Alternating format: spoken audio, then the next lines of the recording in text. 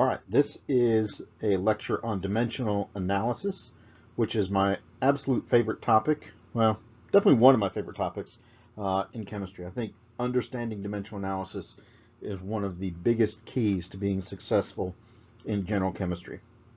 All right, so let's talk about this.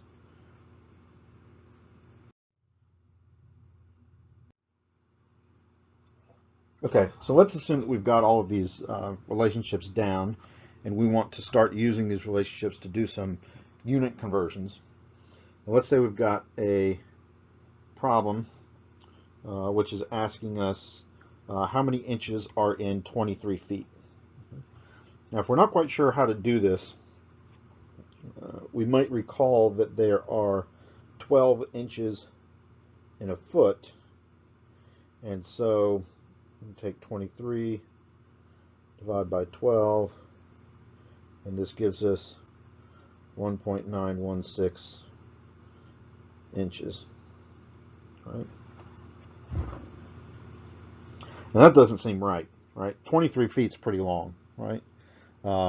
Several cars, 2 or 3 cars, bumper to bumper lined up is going to be about 23 feet, right? And this result here is less than 2 inches, so that can't be right.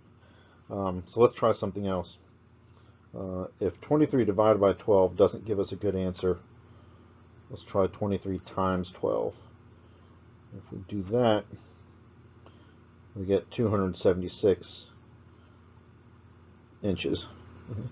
And that makes a lot more sense. That seems like a much more reasonable answer, right? So first of all, let's cancel that one out. That seems like that's got to be wrong. And this one over here looks like it's right, okay? Except for, I'm going to do one thing to this before we continue. Whenever we get a result with dimensional analysis, we need to look at our significant figures, right? And the data given to us initially, 23 feet, that has 2 significant figures in it.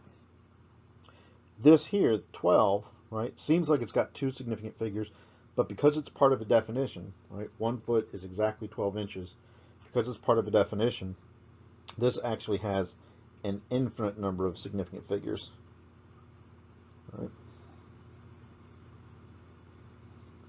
Got 2 sig figs in our first number, an infinite number of sig figs in the second number, so we need to round our result to 2 significant figures, right?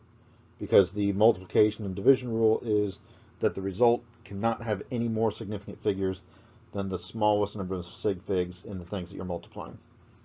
So instead of 276 inches, we should instead write this as 280 inches. All right, so there's a good answer for this problem. Okay, but we're still left with a problem in that we tried this one 2 different ways, right? And when we did this the first way, we just kind of looked at the answer and said, that doesn't seem right. That's got to be wrong. Let's try something else. And when we tried something else, we got a better answer.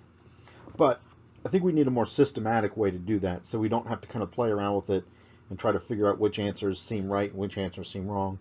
We need a much more systematic way to do this calculation so that we can be sure that we're doing it right each time. And that's what we're going to do with dimensional analysis.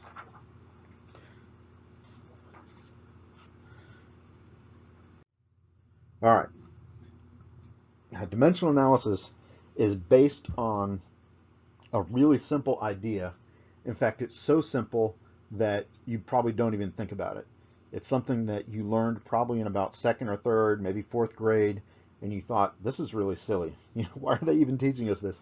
It's so intuitively obvious, it seems ridiculous that they should teach us this. And also, when are we ever going to use this again? And that ridiculously simple principle that I'm talking about is the identity postulate of multiplication. And if you can remember back to 3rd grade, the identity postulate says that there is a number called 1 such that any number multiplied by 1 gives you back that same number. Right? So A times 1 gives you A. Right? And a correlate of that, right? If that's true, we can divide both sides by A. And I use these 3 dots a lot. 3 dots in a triangle means therefore. Therefore, if we divide both sides by A, then we get 1 equals A over A. And both of these things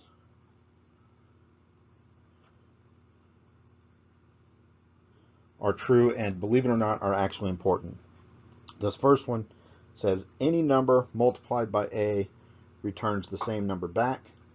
And the second one over here says any number divided by itself is equal to A. Okay. Now, how could that possibly be useful? Because it's so ridiculously simple. Well, the reason it's useful, we go back to the problem that we had before.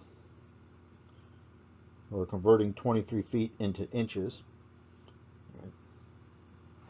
The way we're going to do all of our calculations in dimensional analysis is we'll start with some number, and then we're going to multiply it by something and get some result at the end, right?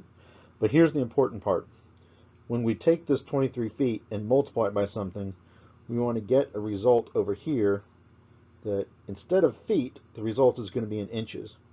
But we want the actual value of this number, this measurement in inches, we want to be equal to what we started with, right? So we want 23 feet and whatever this is, X inches, whatever we get for a result. We want 23 feet and X inches to be equal to one another. And so according to the identity postulate of multiplication, there's only one number that we can multiply by so that the result is the same as the number that we started with. And that number is 1. So in order to do this problem, converting 23 feet into some number of inches and get a result that's quantitatively the same as 23 feet, we have to multiply by 1. That's the first part. Now that seems kind of useless, right? Because if we multiply 23 feet by 1, then we're just going to get 23 feet again, right? But to see how this is useful, we have to look at the second part of the identity postulate, which says that any number divided by itself is 1. So that means, let's go a different color. That means 3 over 3 is equal to 1. That means 2 plus 6 over 9 is equal to 1. Or 9 over, yeah, I just did my math wrong. I just did 2 plus 6 is not equal to 9. We're talking about third grade math, and I just screwed up my third grade math. Okay, so let's try that again. All right, so 2 plus 6 is equal to 8. So 2 plus 6 over 8 is equal to 1. And 8 over 2 plus 6 is equal to 1. All right. Now still, that's not very helpful. But if we go back and look at our unit conversions, right, we know from before that 1 foot is equal to 12 inches. And if this is the case, then 1 foot divided by 12 inches is equal to 1, right? Or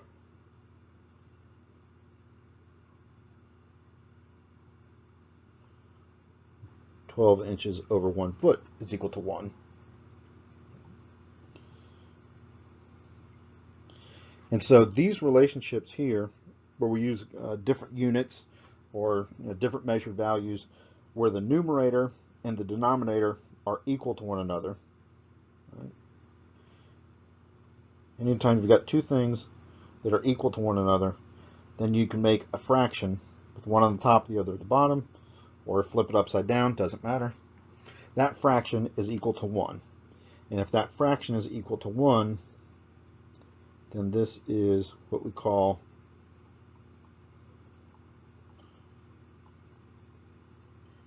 a conversion factor.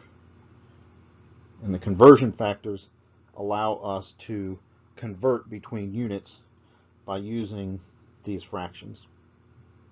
All right. So let's see how we would do this for this particular problem.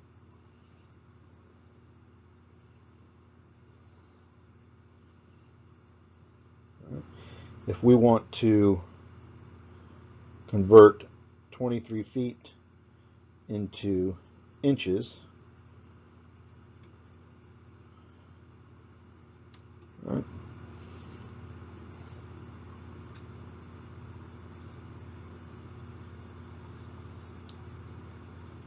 we have to multiply by something that equals 1. Right? And we just had it up here a minute ago. We had 1 foot over 12 inches equals 1, and we had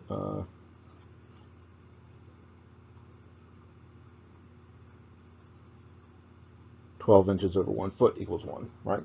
Same thing, the fraction is just flipped, right? So the next question is, which one of these two conversion factors do we use? And that's pretty simple. We just use the one that's going to allow the units to cancel out to give us the units that we want, right? So since we've got feet here, we want the feet to cancel out. We'll use this conversion factor, because if we use the one on the top, 12 inches, 1 foot, then when we do the math, those units cancel out and we're left with inches. And then we just do the math, put that into your calculator, and we get, just as we did before, 276 inches. Or if we remember our significant figures,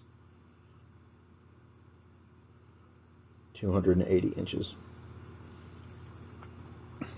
All right, so that's a lot of words to explain a really, really simple calculation. But the principle here, using this idea of the identity postulated multiplication, is really, really important. Okay. All right, so let's continue with that. We'll talk about that a little more, and then we'll do a few more examples. All right, so the key for dimensional analysis is you've got some number that's given to you. You know, again, if you want like the 23 inches, and multiply it by something, and you get some result at the end, right? And in order for that to be what you start with and what you end with to be equivalent, you have to multiply by some fraction that equals 1, and that fraction is a conversion factor. So in order to use this, we need to be able to get appropriate conversion factors to use in all of these calculations. And we can get these from 3 different places, right? The first one example of like what we just did before, from definitions. 1 feet equals 12 inches. So if those two things are the same, right, then we can make a fraction. 1 foot divided by 12 inches, that's a fraction that equals 1, so that's a conversion factor, right? We could do the same thing with, say, 100 centimeters equals 1 meter, right? That would allow us to make a conversion factor like that, right? Okay. We can also get these, we can also get conversion factors from intensive properties. And this is why a couple lectures ago I was going on and on and on about how fascinating and how important intensive properties are. And the reason is that intensive properties are not just simple measured values. They're actually relationships between two different measured values, right? Like for example, if density is mass divided by volume, the density is really telling you about a relationship between mass and volume, and we can then use that relationship as a conversion factor. Okay? We're also going to look at percentages, how percentages work as conversion factors, and then real briefly we'll just look at chemical conversions, although we're not going to actually start doing chemical calculations until a couple chapters down the road, but we'll just hit on that for a second. All right, so some examples, conversion factors from definitions. I'll do one of these and then I'll let you do some. So for example, if we know the relationship that 1 gallon is equal to 4 quarts, right? Those two things are equal. That means that 1 gallon divided by 4 quarts is equal to 1. So that is a conversion factor. Or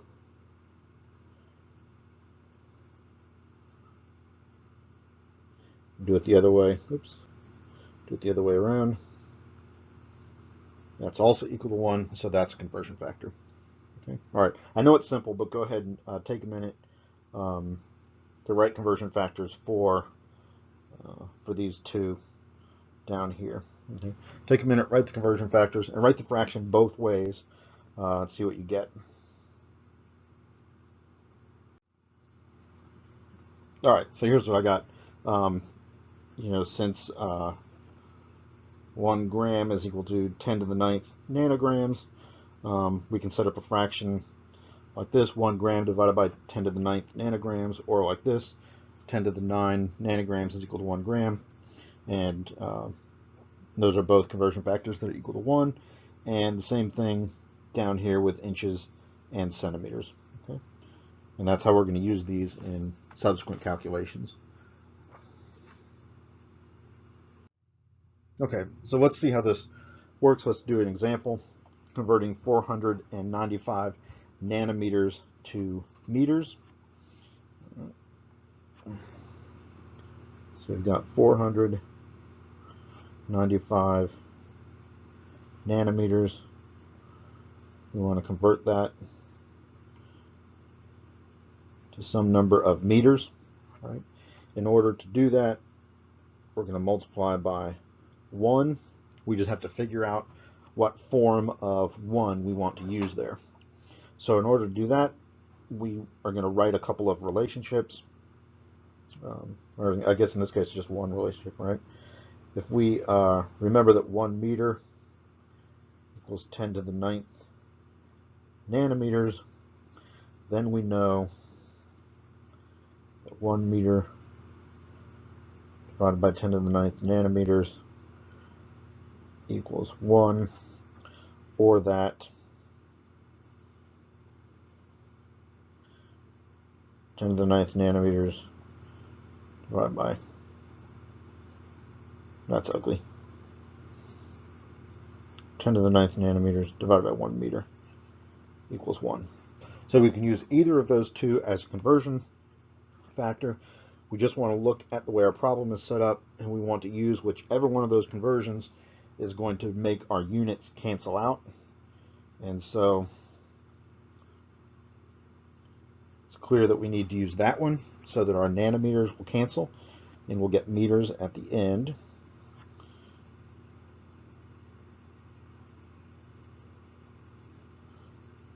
So 495 nanometers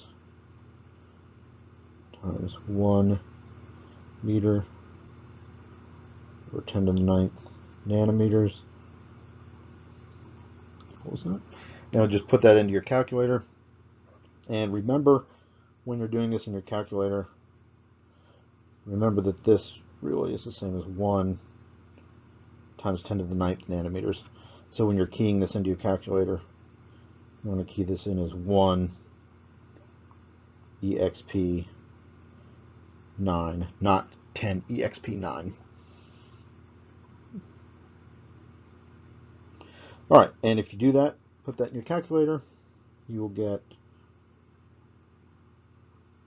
4.95 times 10 to the minus 7 meters.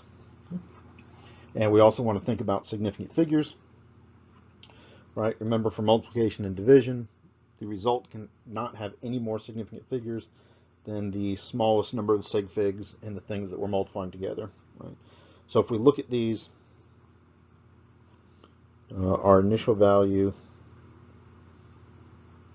here has 3 significant figures. This here looks like it's got 1 significant figure here, but this is a definition, and because 1 meter is equal to 10 to the 9th nanometers, because that's a definition, this is infinitely precise and has an infinite number of significant figures. Okay. So that means we've got 3 significant figures over here, an infinite number of significant figures here, so our result here should have 3 significant figures. And the result, as we've written it, we've already got 3 sig figs. So that's fine. That's our correct answer.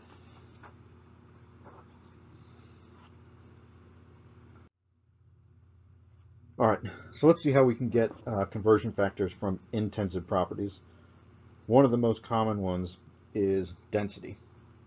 And so we often see statements that say something like, the density of aluminum is 2.7 grams per cubic centimeter.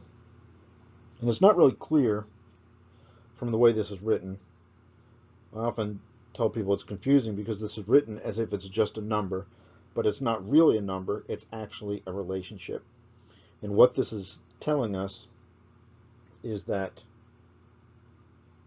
2.7 grams of aluminum has a volume of 1 cubic centimeter, or 1 cubic centimeter of aluminum is equal to 2.7 grams of aluminum. And if these two things are equal to one another, then that means we can write a conversion factor. It says 2.7 grams of aluminum is 1 cubic centimeter of aluminum. Right. Or, depending on what you need for the calculation,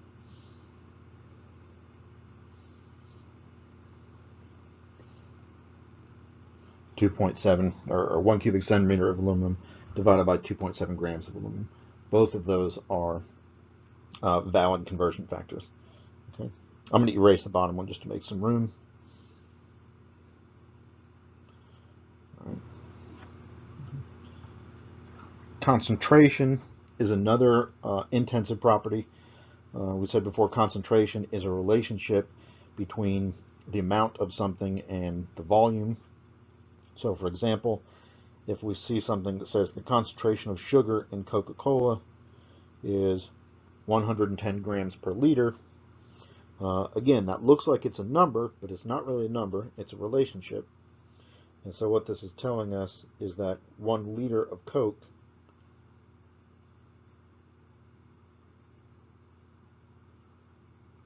has 110 grams of sugar. Right? And so these two things are equal. This volume, 1 liter, is equivalent to 110 grams of sugar.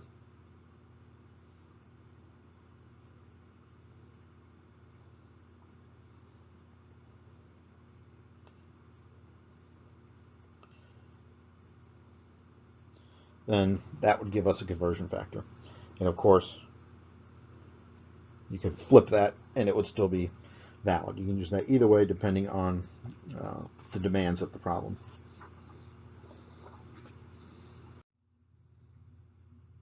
Okay, so let's look at an example, a density problem.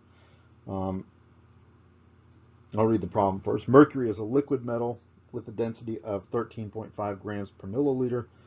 What is the volume of 75 grams of mercury? Okay, I'm actually going to work through this a couple of different ways because I want to show you how you probably would normally approach this and then compare that to the approach using dimensional analysis so that you can see that both of those things are essentially mathematically equivalent, but one of them, I think, you'll find ultimately makes a little more sense and allows you to work through things a little more efficiently. So here is a simple way to solve this. Right? Remembering that density is mass divided by volume. If we're given a mass, 75 grams, and it's asking for a volume, we could just take this relationship here and do an algebraic reorganization.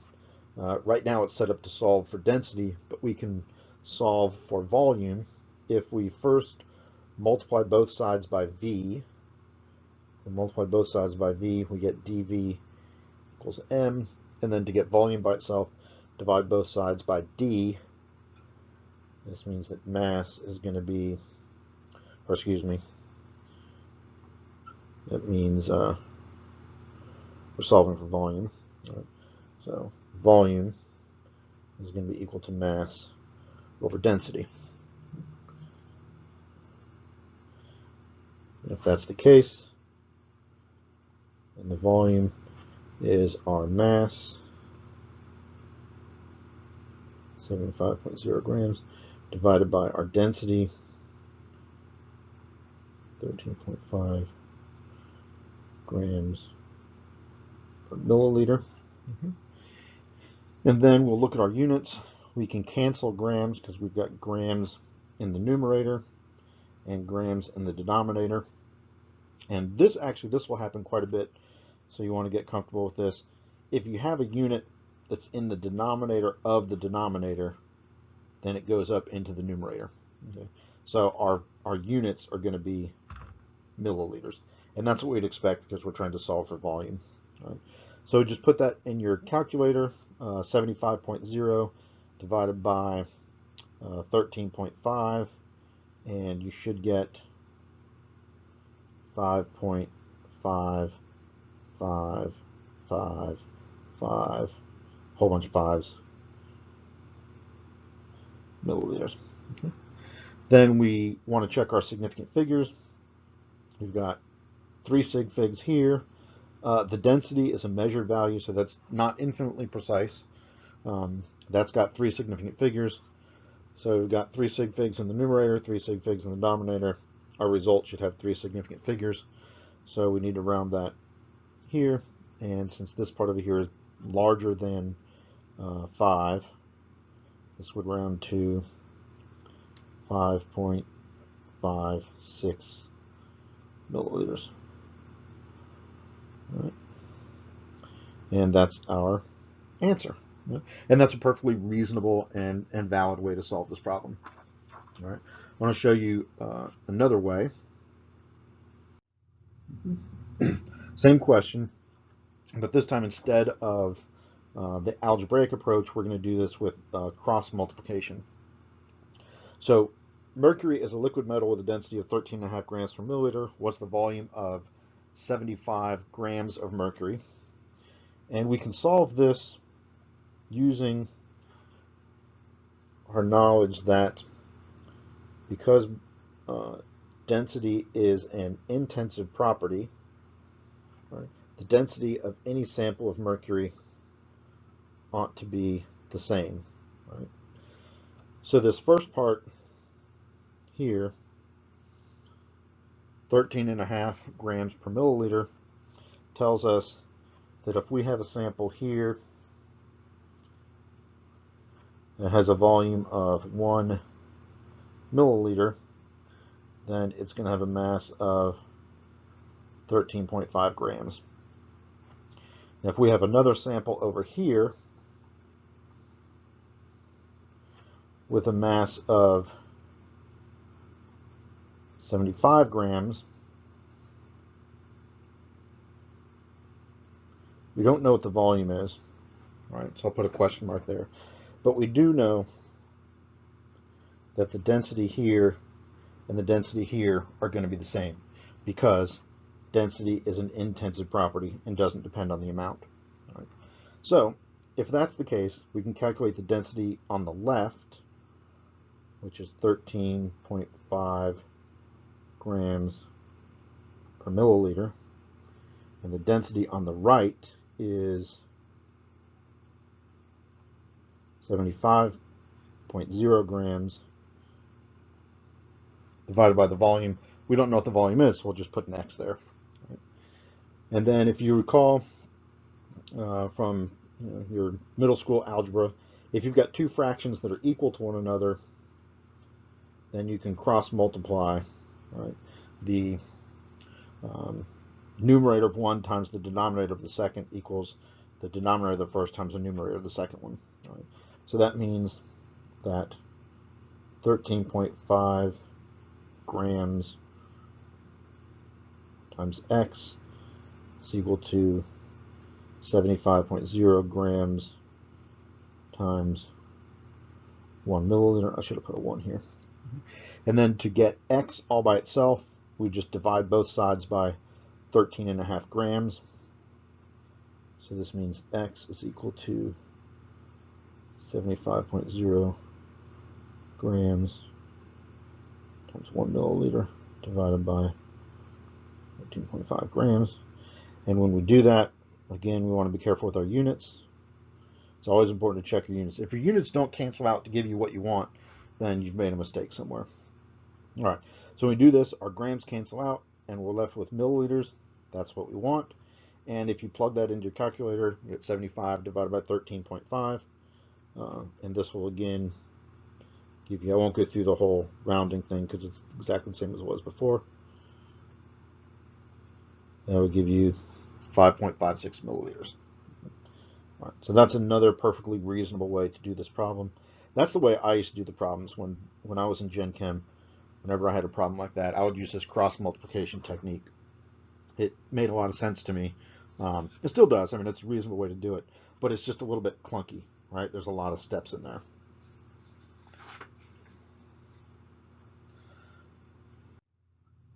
Okay, so the way that we can solve this same problem using dimensional analysis is to say we're trying to calculate volume, right? We're given mass and we're trying to calculate volume. So we're going to start with 75 grams multiplied by something to get milliliters. Okay, and the result needs to be equal to what we started with, so we're going to have to multiply by 1. So we have to come up with some kind of a 1 that we can use for a conversion factor. And the 1 that we're going to use is this conversion factor here. All right. So a density of 13.5 grams per milliliter means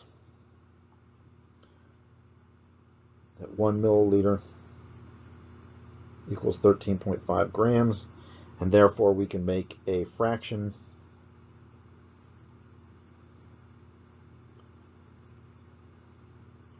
like that, or we can flip it upside down.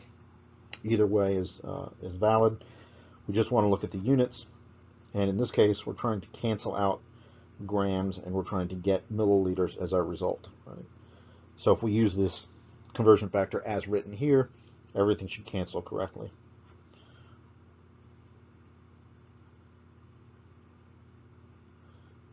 So 75 grams multiplied by 1 milliliter,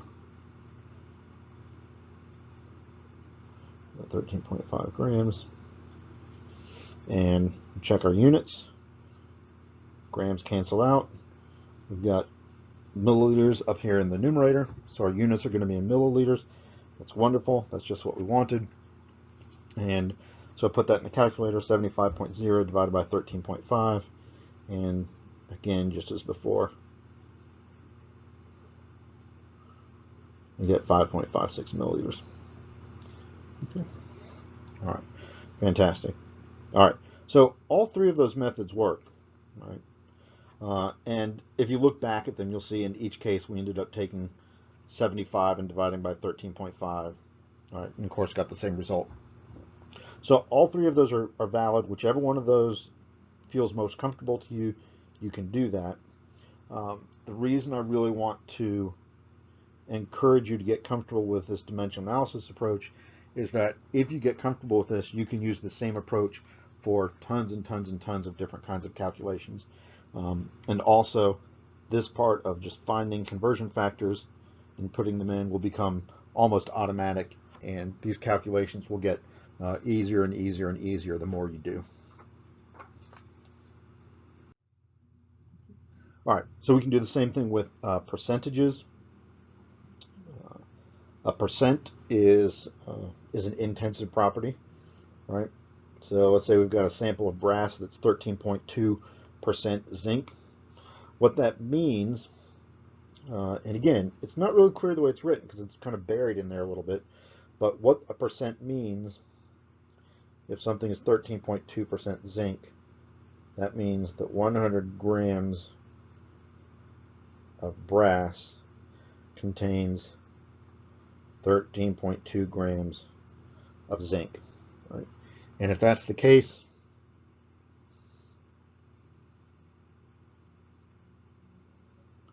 then we can make a conversion factor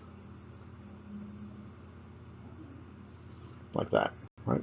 And again, I won't write it twice, but you could flip that over, and that would also be another way to use that conversion factor. On percents, when you've got mass percent like this, like 13.2% zinc in brass, I put grams in here because we usually work with grams, but it's actually true. It doesn't matter what units you use. You could have said 100 pounds of brass contains 13.2 pounds of zinc, or 100 milligrams of brass contains 13.2 milligrams of zinc. As long as those units are the same, it doesn't matter what units you use, and you can choose the units based on whatever's most convenient for that particular problem. Okay. We can do this in statistics and demographics, right? If a research poll says that 3.9% of Americans say that they are Methodist, then what that means is that for every 100 Americans,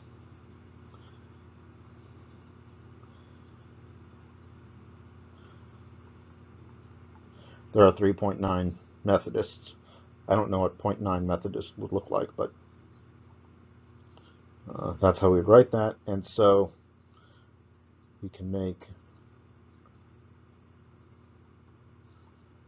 a conversion factor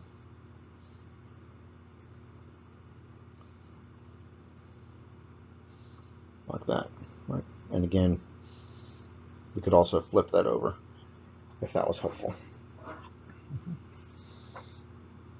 All right.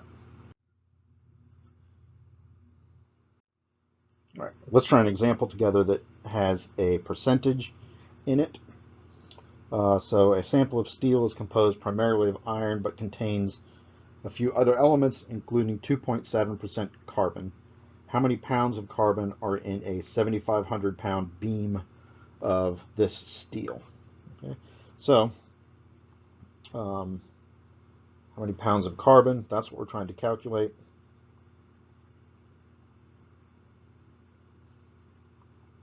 And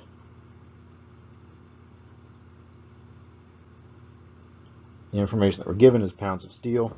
So we need some kind of a conversion factor or some kind of relationship between steel and carbon. And that's here in this percent. So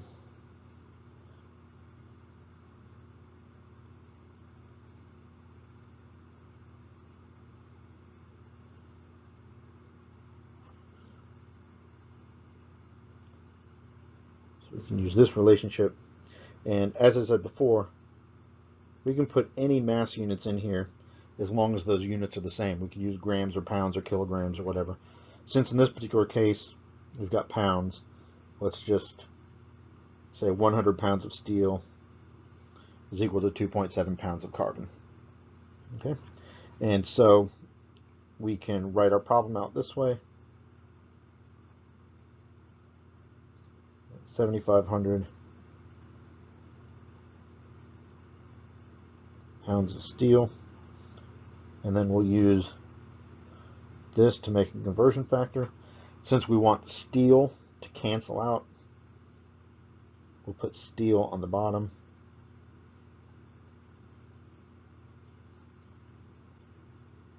And we want our result to be in pounds of carbon, so we'll put carbon on the top.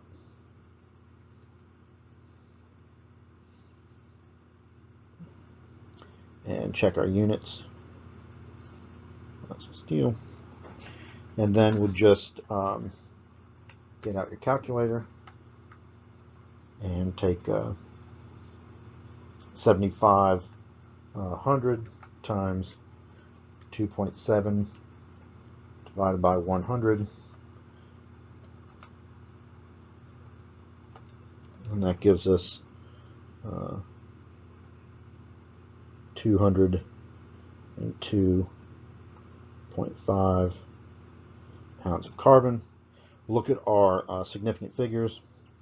We've got two significant figures here, and we've got two significant figures here, so we need to round this to 2 sig figs. This one, that's kind of interesting in this case, right? So we round this to 2 sig figs, we get 200 pounds of carbon. We have to write that in 2 significant figures, so we can do that 2 different ways. One is we could just put a bar over that 0. That indicates 200 with 2 significant figures, or we could say 2.0 times 10 to the 2 pounds of carbon. Either of those are fine.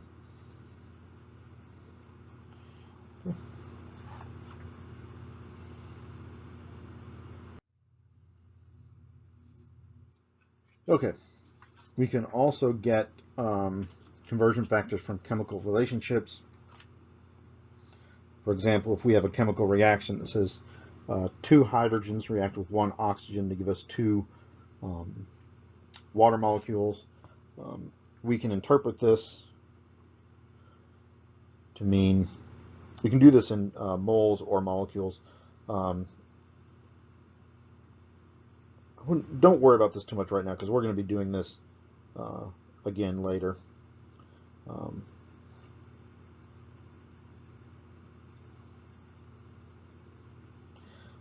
But I just want to point out that there's an equivalence here between the amount of hydrogen on the left and the amount of water on the right. There's also a relationship between the amount of hydrogen here and the amount of oxygen here. So we could say 2 moles of hydrogen is equal to 1 mole of oxygen. Okay. All right. I just wanted to do that real quickly to mention that chemical equations are going to be another place where we can get conversion factors. But we'll do that later, so you don't need to really worry about that right now.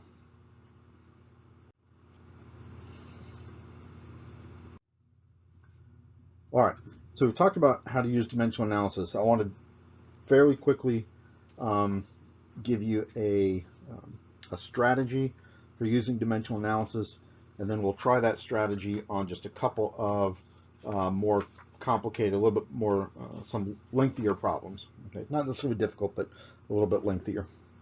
All right, so a strategy for using dimensional analysis.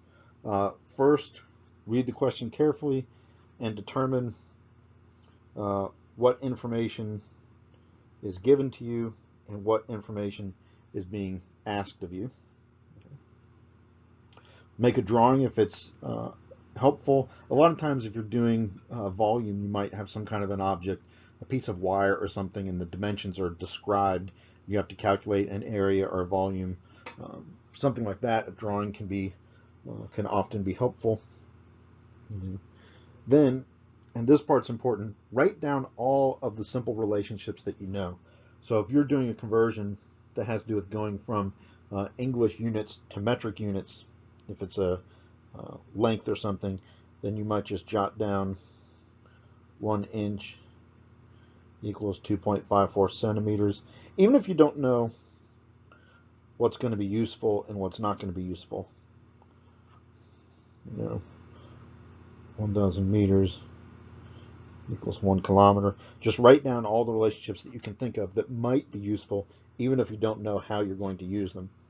Because those, every time you can write down a relationship like that, then you have a potential conversion factor.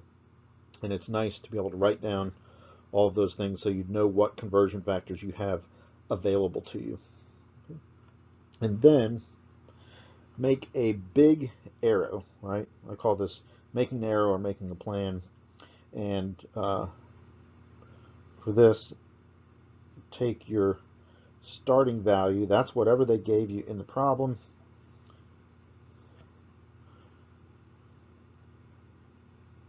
and then the result. And actually, I often actually sketch that out on the paper with an arrow between them. And then the reason for this is because this allows you to figure out your plan before you start doing your math. What I find a lot of people doing is they try to do the math and figure out a plan at the same time, and that's a real good way to get confused. So drawing an arrow here allows you to plot out each of your steps on how you're going to get from your starting value to your final result, and you can plan that out before you worry about actually putting in any numbers.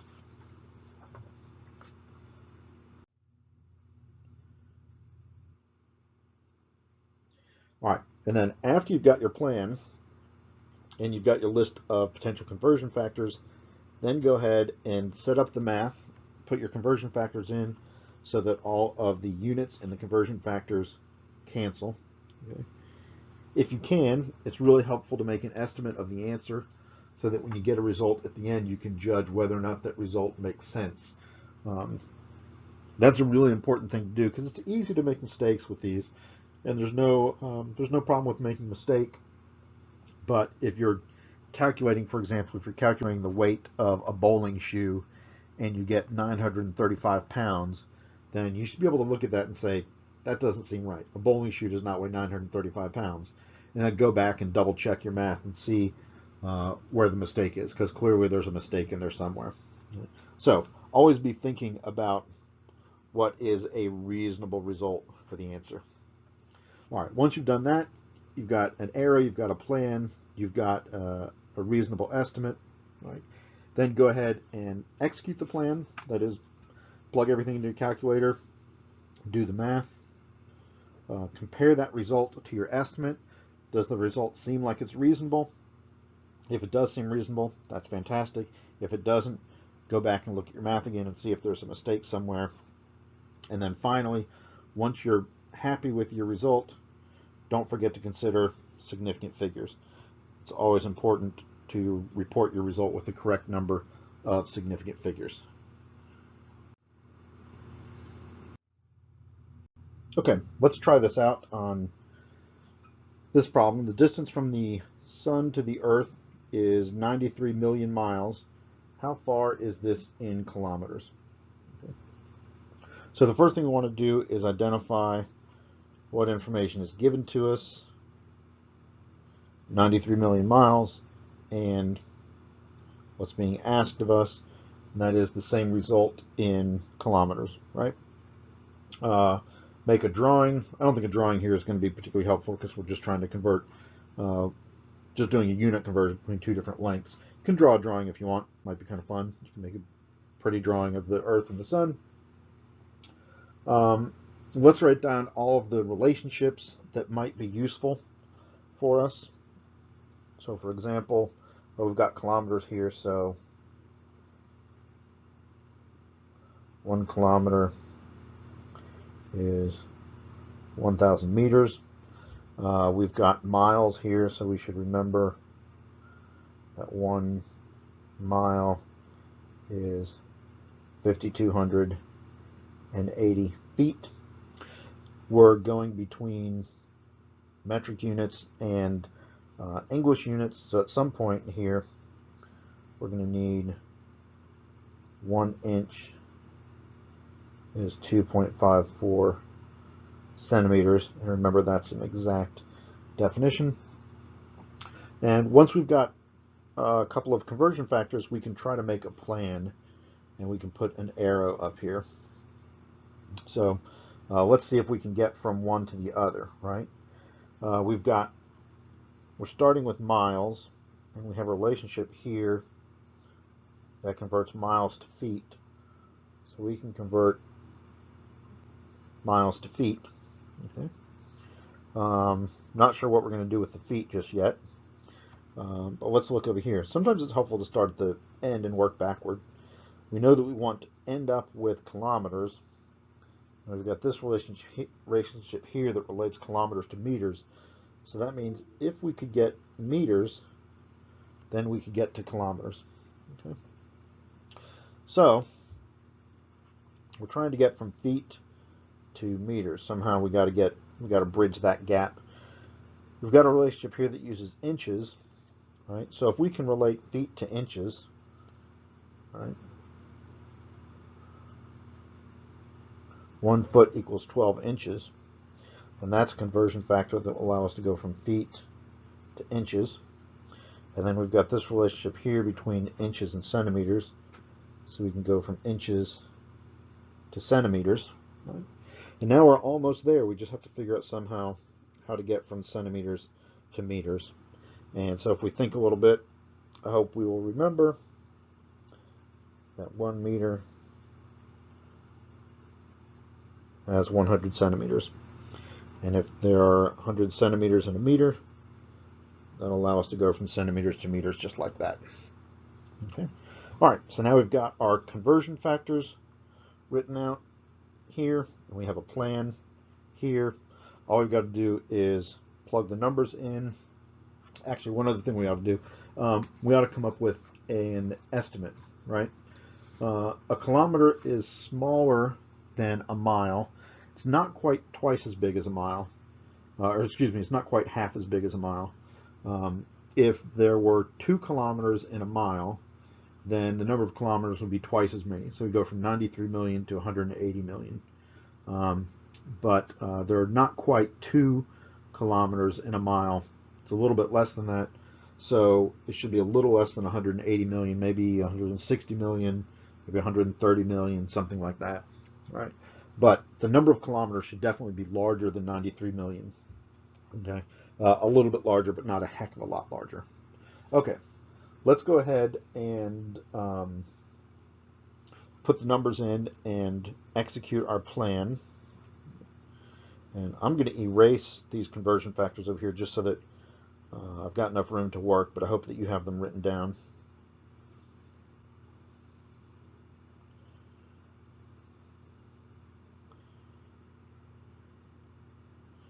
All right.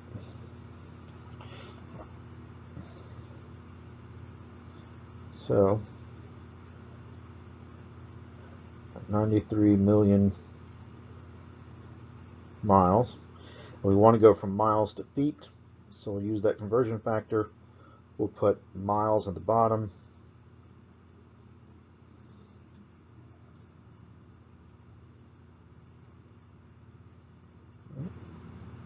And that gets us to feet.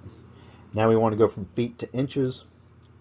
I think this is the first time we've done multiple conversions in one problem. This is one of the other wonderful benefits of dimensional analysis. You can do this whole thing in one calculation rather than doing it in several different steps. All right, so now we want to go from feet to inches. So we'll use the relationship between inches and feet, and we want feet to cancel out. So we'll put 1 foot down here, 12 inches here. And then we want to convert from inches to centimeters. So we'll put 1 inch down here, 2.54 centimeters here. Go from centimeters to meters, 100 centimeters, 1 meter. And then finally, from meters to kilometers, there are 1,000 meters in 1 kilometer. And if we put all that in your calculator, remember when you're typing in your calculator, you can just type 93 million times 5280 times 12 times 2.54 times 1 times 1. Of course, you can skip those because they don't do anything. divided by 1, divided by 1, divided by 1, divided by 100, divided by 1,000, right? And you can skip all the ones if you want.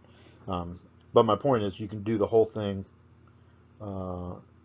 in one set of keystrokes. You don't have to stop in the middle, write down the numerator and the denominator.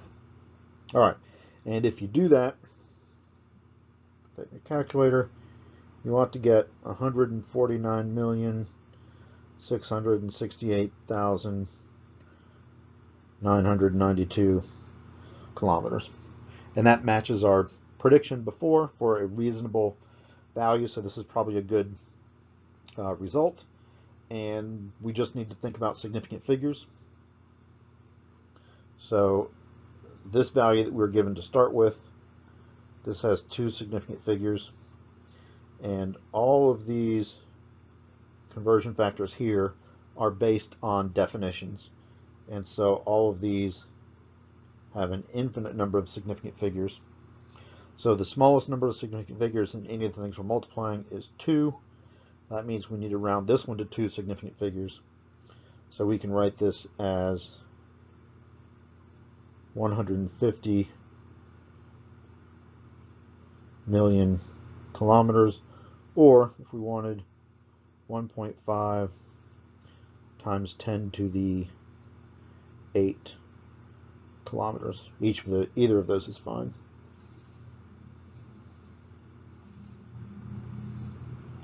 All right, fantastic. All right, let's try another one. Okay, so that was a pretty long video.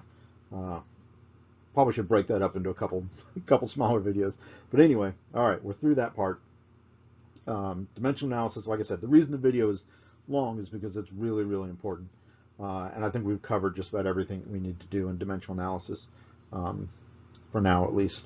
So I want to remind you that this is based on the identity postulate of multiplication, which says that there's a number called 1, such that any number times 1 returns that same number back.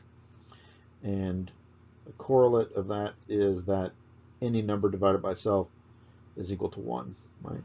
And we're using those 2 principles to do all of our math with dimensional analysis.